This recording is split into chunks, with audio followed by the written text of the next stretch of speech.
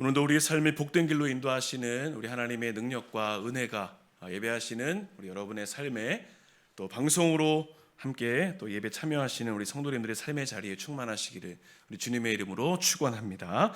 오늘 말씀의 제목은 말씀의 열매를 맺는 인생, 말씀의 열매를 맺는 인생이란 제목으로 함께 말씀을 살펴보겠습니다. 오늘 본문이 기록된 우리 마태복음 13장 읽었습니다. 오늘 마태복음 13장 안에는 총 7가지의 비유가 나옵니다.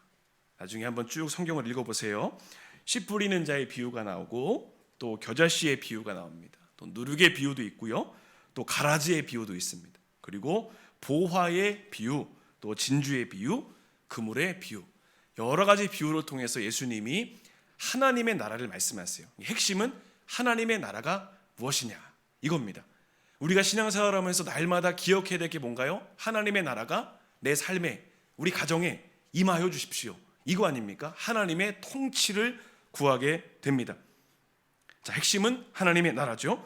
자, 그러면 이렇게 예수님께서 하나님의 나라를 이루어 간다는 것에 대해서 말씀하시는데 이것이 또 이 큰 주제 안에서 몇 개의 또 카테고리로 나눠져요.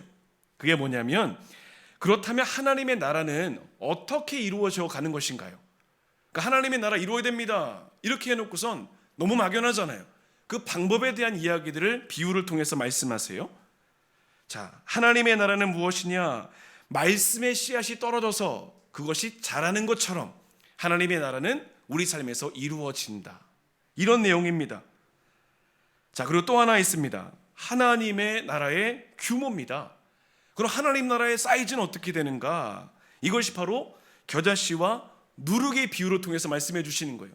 눈에 보이기에 너무나 작고 연약해 보이는 것이지만 그것이 심겨지면 점점 왕성해져서 많은 사람들이 쉼을 얻을 수 있는 거룩한 지경의 확장이 이루어진다. 이게 하나님의 나라다. 이걸 지금 말씀하세요. 하나님의 나라는 뭐냐면 시간이 지날수록 확장되어져 간다. 이걸 말씀하시죠. 자, 그럼 또 하나가 있어요. 또 하나 생각해 볼게. 그렇다면 하나님의 나라를 얻으려면, 진짜 하나님의 나라가 우리 가운데 임하려면, 우리가 기도로만 하나님의 나라가 임해 주십시오 이게 아니라 진짜 임하려면 어떻게 해야 되는가?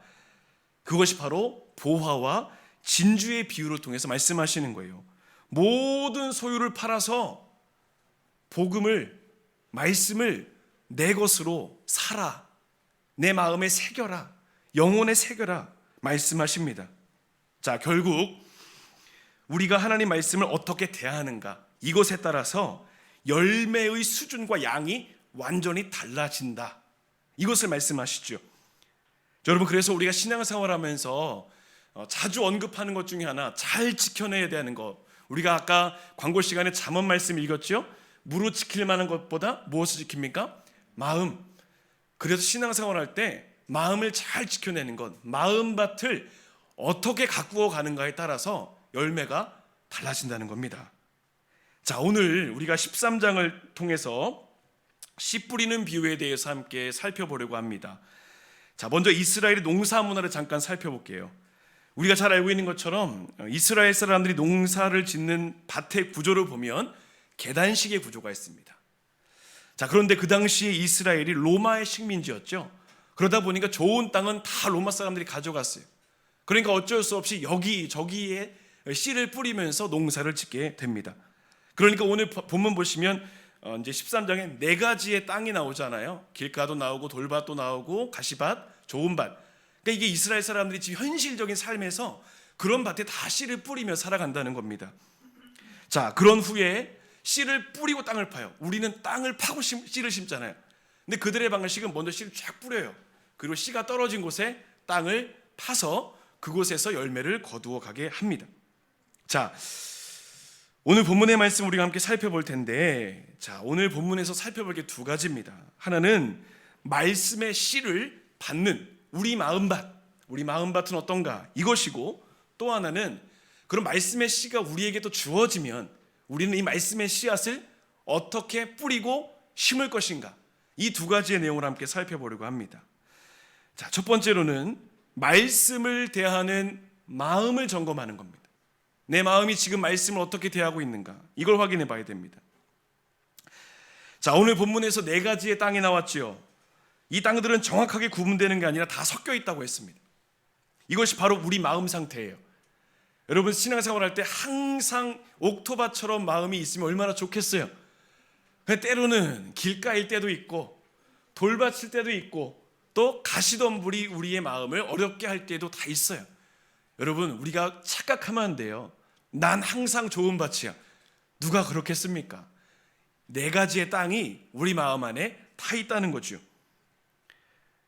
우리는 수많은 설교와 말씀을 들어요. 특별히 코로나 시기에 온라인을 통해서 쏟아지는 말씀들을 많이 듣지 않았습니까? 그런데 중요한 건 그렇게 말씀이 많이 쏟아지는데 우리 안에 생명력 있는 삶으로 나아가지 못할 때가 더 많다는 겁니다. 씨가 문제인가요? 아니라는 거죠.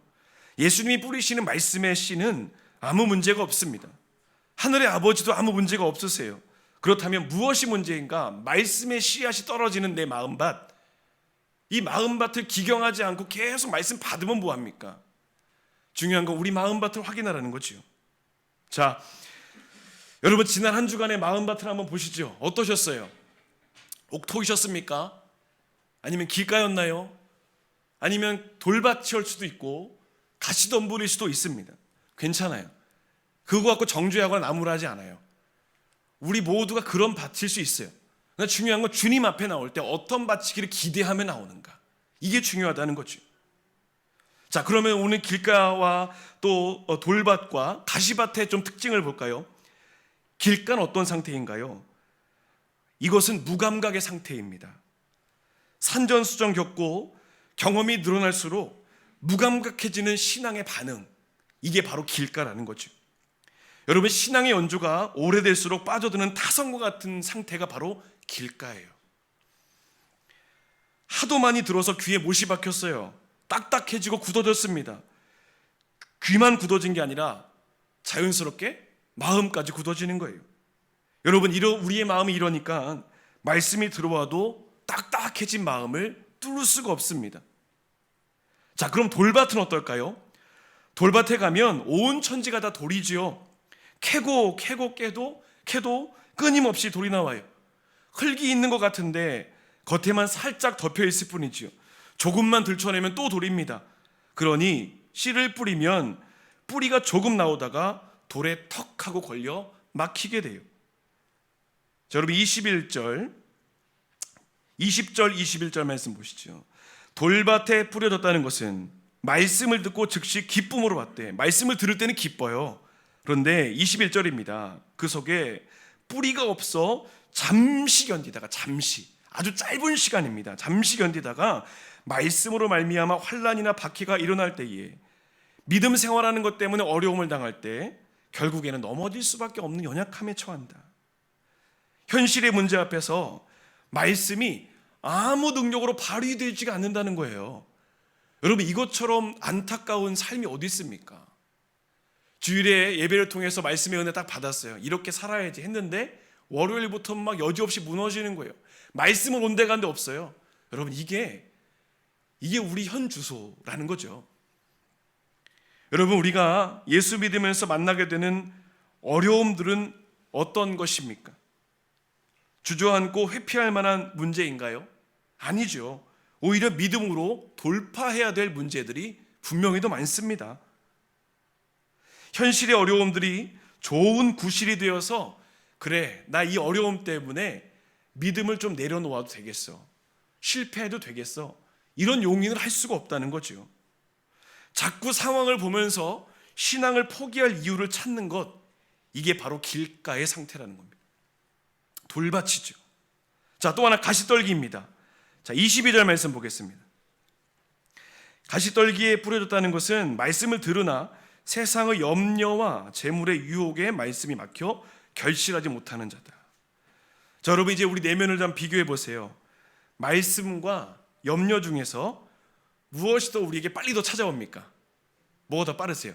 말씀이에요, 염려예요? 말씀인 척 하지 마시고요. 솔직한 얘기로 염려가 우리 마음에 확 하고 더 많이 들어오지 않습니까? 여러분, 어쩌면 지금 이 순간에도 지금 염려하고 계시는 분들이 계실지 몰라요. 이게 우리 모습이에요.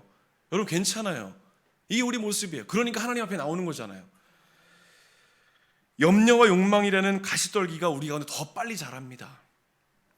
말씀은 천천히 자라는 것처럼 보이지만 결국에는 여러분 천국은 그 끝까지 말씀 붙잡고 있는 사람을 통해서 이루어진다는 겁니다.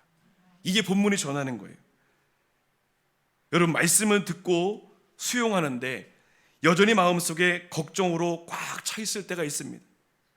그 걱정과 욕망이 내 마음의 벽이 되어서 말씀이 뿌리 내리는 것을 막을 때가 있어요. 여러분 오늘 이 말씀 앞에서 우리가 좀 깨어짐을 좀 경험했으면 좋겠습니다. 죄송해요. 신앙생활 오래 하신 우리 집사님들, 권사님들, 성도님들, 우리가 이 말씀 앞에서 분명히 고백해야 될 건 나는 항상 좋은 밭이야. 그 착각에서 좀 벗어나자는 겁니다. 때로는 나도 근심에, 염려에, 세상의 온갖 이 괴로움에 돌받칠 때도 있고 가시덤불일 때도 있다는 거죠. 길가의 마음일 때도 있다는 겁니다.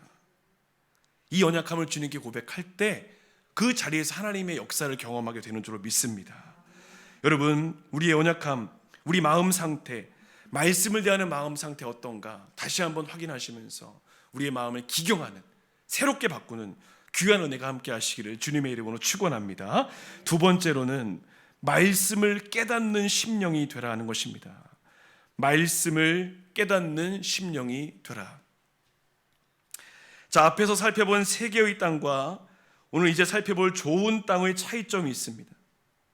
23절 말씀 보시죠. 좋은 땅에 뿌려졌다는 것은 곧 말씀을 듣고 깨닫는 자이다. 중요한 게 뭔가요? 깨닫는 겁니다. 듣는 건 다 해요. 앞에 세 가지의 땅도 다 들었어요. 중요한 건 깨닫는 겁니다. 자, 깨닫는다 말의 의미가 뭔가 봤더니 마음으로 동참한다, 함께한다 이런 뜻이고, 이것이 바로 현재 진행형입니다. 말씀과 날마다 동행하는 겁니다. 말씀과 동행하는 삶. 자, 오늘 본문과 평행이 되는 누가복음 8장을 보면 이 표현을 구체적으로 설명합니다. 자, 화면 보시죠. 좋은 땅에 있다는 것은 착하고 좋은 마음으로, 그 다음 뭐라고 합니까? 말씀을 듣고 지키어 인내로 결실하는 자니라. 여러분 인내했다는 건 뭔가요? 끝까지 계속 그 상태를 유지했다는 거잖아요. 인내했다는 건 포기되어진 상태를 내가 극복해내고 계속 그 상황을 이끌어 갔다는 겁니다. 이게 바로 깨닫는다는 뜻이에요. 그냥 깨닫고 어려우면 말지 이게 아니라 깨달았다면 어려움의 순간에도 그 말씀을 계속해서 적용해 보기 위한 몸부림이 있는 것. 말씀을 듣고 그렇게 살아보겠다. 살면서 만나는 어려움들을 앞에서 포기하지 않고 말씀대로 한번 살아보겠다. 10가지의 말씀을 드렸으면 단 하나라도 내가 한번 그렇게 살아보겠다. 그 몸부림을 가지고 살아가는 게 깨닫는다, 이 뜻이라는 거죠. 여러분 지금 방금 보신 누가복음 8장 15절에서 나오는 이 지킨다, 듣고 지키어 이 말의 의미를 보면 꽉 붙잡는다는 뜻이 있습니다. 대충 붙잡는 게 아니에요. 움켜진다라는 뜻이 있습니다. 말씀이 내 삶에서 이루어지기 위해서 끝까지 붙잡는다. 빼앗기지 않기 위해서 붙잡는다. 이겁니다. 세상의 근심과 염려가 말씀의 은혜를 빼앗지 못하도록 지켜내는 것, 이게 말씀을 깨닫는 자의 모습이라는 겁니다. 그래서 마음 잘 지키라는 거예요. 여러분 이것을 위해서 우리가 해야 될 영적인 작업이 무엇이 있을까요? 내 마음에 있는 돌들 다 골라내는 겁니다. 길가와 같은 밭을 성령으로 기경하고 가시를 다 제거하는 것, 이게 중요하다는 거죠. 어떤 분이 농부에 관한 이런 말을 했습니다. 중급, 고급, 중급, 하급 이렇게 있으면 중급의 농부는 풀을 보고서 김을 맨다. 하급의 농부는 풀을 보고서도 김을 안 맨다. 그러면 상급의 농부는 어떨까요? 풀이 안 보여도 김을 맨다. 아주 단순한 모습이지만 여러분 우리는 이 세 가지 중에 어디에 속하는가 한번 보세요. 풀이 나도 김 안 메고 그냥 살아갈 때가 얼마나 많습니까? 오늘 말씀이 이야기하는 게 그거예요. 내 믿음이 지금 좋아 보이고 괜찮아 보이고 봄날 같은 상황이라 할지라도 끊임없이 말씀으로 내 마음을 기경하는 노력을 하지 않으면 어느 순간 나도 모르게 여기저기서 이 죄의 풀이 올라와서 우리를 병들게 할 수 있다는 겁니다. 그래서 말씀을 지켜라, 말씀을 행하라 이야기합니다. 여러분, 이것이 우리의 신앙생활입니다. 우리가 말씀과 기도로 자신의 삶을 가꾸어내지 않으면 나도 모르는 순간에 마음의 밭이 금방 잡초로 자라게 돼요. 그래서 교회에서 맨날 강조하는 게 뭔가요? 말씀과 기도, 예배해야 됩니다. 이 본질을 계속해서 강조하는 거죠. 여러분, 오늘 이 말씀 앞에서 우리의 삶을 다시 한번 돌아보기 원합니다. 지금 나는 무엇을 꼭 붙잡고 있는가? 여러분, 지금 무엇을 붙잡고 계세요? 무슨 일이 있어도 붙잡고 견뎌낼 수 있는 게 뭔가 한번 보시죠. 말씀인가요? 아니면 세상의 방법입니까? 내 인생을 지탱할 수 있는 힘, 나는 무엇을 의지하며 사는가? 출애굽기 보면 모세가 하나님을 만나는 장면 나와요. 광야에 살던 모세가 손에 지팡이 들고 있었죠. 처음에 그 지팡이는 자기 자신을 보호하는 지팡이였고 양떼를 돌보는 지팡이였어요. 그런데 그 지팡이가 하나님 만나고 나니까 무슨 지팡이로 바뀌냐면 출애굽기 4장 20절은 이야기합니다. 모세가 누구의 지팡이를 잡아요? 하나님의 지팡이를 손에 잡았다. 상황이 달라진 거예요. 하나님을 붙잡는 삶이 된 겁니다. 하나님 만나고 나니까 그의 삶이 결코 떠날 수 없는 주님의 능력을 가지고 살아가겠노라 결단하는 거죠. 세상이 아니라 뭐 붙잡는 거예요? 말씀 붙잡는 거예요. 하나님 붙잡는 거예요. 믿음의 방식으로 살아내리라. 하나님 원하시는 인생 되리라. 결단과 삶의 실천이 일어날 때 하나님의 나라가 이루어진다. 여러분, 오늘 우리가 붙잡고 있는 것이 무엇인가 다시 한번 확인해 가시죠. 말씀을 깨달은 뭡니까? 붙잡는 것. 내 것을 붙잡는 게 아니라 하나님 말씀을 붙잡는 것. 그 말씀이 내 삶이 힘들어도 견디고 버티면서 살아내보는 것. 넘어져도 괜찮아요. 여러분, 넘어져도 괜찮아요. 중요한 건 시도도 하지 않고 실패해버리는 것보다 실패하더라도 시도해보는 겁니다. 그러면 그 실패가 거듭되다 보면 조금씩 성장하게 되는 거죠. 그럴 때 우리 안에 하나님의 나라가 이루어지는 귀한 역사를 누리게 되는 줄로 믿습니다. 이번 한 주간도 말씀이 내 삶을 이끌어가는 귀한 은혜가 함께 하시기를 주님의 이름으로 축원합니다. 마지막 세 번째로는 복음의 통로가 되라는 것입니다. 복음의 통로가 되라. 자, 여러분, 이제 앞에서 말씀의 씨를 받는 우리의 마음을 살펴봤죠. 이제는 씨를 뿌리는 자의 모습도 함께 살펴봐야 됩니다. 오늘 말씀에 두 가지를 갖고 있어요. 예수님만 말씀의 씨를 뿌리시는 것이 아니라 이제 그 복음이 우리 가운데 주어지면 그 말씀의 씨를 어떻게 뿌려야 될 것인가? 여러분, 하나님 백성이 말씀의 원칙대로 살아가는 구체적인 방법이 무엇인가? 바로 삶의 자리에서 복음을 전하는 삶을 살아가는 것, 이것이죠. 여러분, 한번 주변을 한번 돌아보세요. 주변에 있는 사람들의 마음 상태가 어떤지 보세요. 길가와 같은 마음으로 살아가는 사람이 있겠죠. 돌밭처럼 살아가는 사람도 있을 것이고, 가시덤불 때문에 늘 근심과 걱정과 염려 때문에 살아가는 사람도 있어요. 그뿐입니까? 마음이 찢어진 상태로 살아가는 사람들이 얼마나 많이 있습니까? 그들에게 필요한 게 뭐예요? 복음이에요. 예수님 만나게 해주는 겁니다. 제가 지난 주간에 한 기업체에서 예배를 인도했는데 말씀을 나누다가 우리 회중들에게 이렇게 한번 여쭤봤어요. 여러분, 요즘 살만 나십니까? 그랬더니 그분들 다 이제 여러분과 똑같은 표정이었어요. 지금 이렇게 어려운데 뭔 그런 걸 물어봅니까? 살만 나지 않는다는 거죠. 여러분, 우린 다를까요? 여러분, 요즘 어떠세요? 살만 나세요? 힘드시죠? 네. 여기 살만 난다고 하시면 이렇게 설교를 못해요. 살만 안 난다 이렇게 하셔야지 설교가 됩니다. 살만 나기가 참 어려운 시대를 살고 있어요. 요즘에 우리가 코로나 바이러스로 너무 오랜 기간 동안 고통을 받다 보니까 사회적으로 나타난 병리적 현상이 있어요. 코로나 우울증. 아이고 어른이고 다 우울감에 빠져 있다는 거예요. 몸과 마음과 영혼이 다 피폐해졌다는 거죠. 그렇다면 우리가 이런 시대적인 상황 앞에서 어떻게 살아가야 될 것인가? 이게 또 우리의 사명입니다. 복음을 나눠주는 거예요. 여러분 오늘 본문 4절 잠깐 보시죠. 4절부터 보시면 반복되는 표현이 나와요. 덜어는 이라는 말입니다. 덜어는. 자, 중요한 사실은 씨앗이 어느 곳에 집중적으로 뿌려진 게 아니라는 거예요. 이게 중요한 포인트입니다. 말씀의 씨앗을 받는 사람의 상태를 정확히 알 수 없다는 겁니다. 길가에도 떨어지고 돌밭에도 떨어지고 가시덤불에도 떨어지고 옥토에도, 심지어 옥토에도 일부가 떨어지는 거예요. 옥토에만 막 집중적으로 부어지는 게 아니라 말씀이 여기저기에 계속 뿌려지는 거예요. 덜어는. 중요한 건 덜어는이지만 계속 그것이 뿌려지는 게 중요하다는 겁니다. 그러므로 어떤 밭이냐 이게 중요하지 않습니다. 이것을 따지는 게 아니라 어디든 씨앗이 뿌려져야 된다. 이게 중요한 겁니다.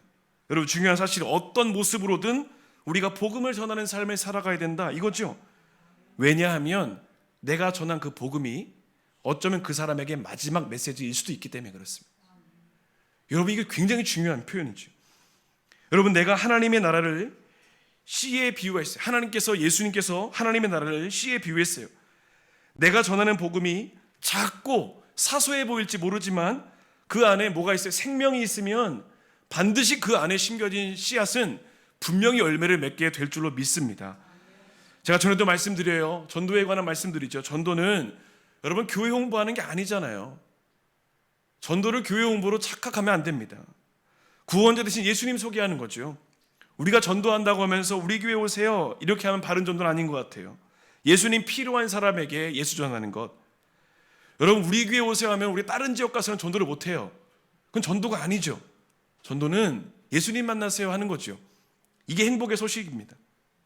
제가 얼마 전에 SNS에 올라온 글을 하나 봤어요. 우리 교회에서도 지금 이렇게 여러분 여기저기에 붙어있는 복음의 전함이라는 이제 그 단체가 있어요.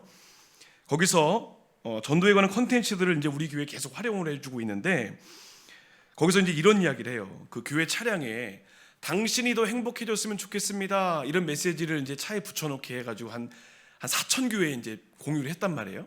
근데 어떤 교회가 그걸 붙여놓고 교회 앞에 차를 세워놨어요. 근데 그걸 지나가던 스님이 그걸 보고 교회로 들어왔다는 거예요. 그러면서 하는 말이 진짜 행복한가요? 이렇게 물어보더라는 거예요. 그 목사님이 생각했던 거죠. 아, 그렇지. 예수가 없는 사람은 다 행복이 없는 거야. 이걸 느끼고 그분이 이제 SNS 쭉 보니까 지금 4주째인가 5주째인가 교회를 나오고 있다는 겁니다. 아직 구원에 이르진 않았어요. 그렇지만 진짜 행복이 뭔가를 찾기 위해서 오는 거예요. 여러분, 그냥 자석 하나 붙여놓은 그 메시지에도 그냥 복음이 전해지는 거예요. 중요한 건 내가 어떻게 복음을 전하는가 이게 아니라 그냥 전하는 거. 이게 우리 가운데 필요한 모습이라는 거죠. 여러분 낙심하지 마세요. 내가 전하는 복음이 때로는 길가에 떨어질 때도 있어요. 돌짝에 떨어질 때도 있고 가시밭에 떨어질 때도 있어요. 근데 그거 갖고 낙심하지 말아야 되죠. 덜어는 좋은 밭에 떨어져서 귀한 열매 하나님이 얻게 하실 줄로 믿습니다. 전도서 11장 1절 말씀 보면 이렇게 해요. 너는 내 떡을 물 위에 던져라. 여러 날 후에 도로 찾을지 모른다. 어떤 기대감을 하나님 나라의 확장이라는 기대감은 놓치지 마세요. 그렇지만 내가 무엇인가 이루었다라고 하는 내가 드러나려는 것들은 공로의식은 분명히 빼야겠죠. 복음이 전해지면 되는 겁니다. 복음의 통로로 쓰임받으라 주님 말씀하세요. 사랑하는 여러분, 오늘 이 길가에 또 가시밭에 돌밭에 또 옥토밭에 이런 밭이 분명히 지금 우리 주변에 얼마나 많이 있습니까? 중요한 건 뭡니까? 골라가는 게 아니라 덜어는 그냥 뿌리는 겁니다. 뿌리면 그 뿌림을 통해서 하나님의 놀라운 역사가 일어나게 될 줄로 믿습니다. 이번 한 주간 하나님 말씀 다시 한번 기억하시면서 믿음으로 승리하는 거룩한 삶이 되시기를 우리 주님의 이름으로 축원합니다.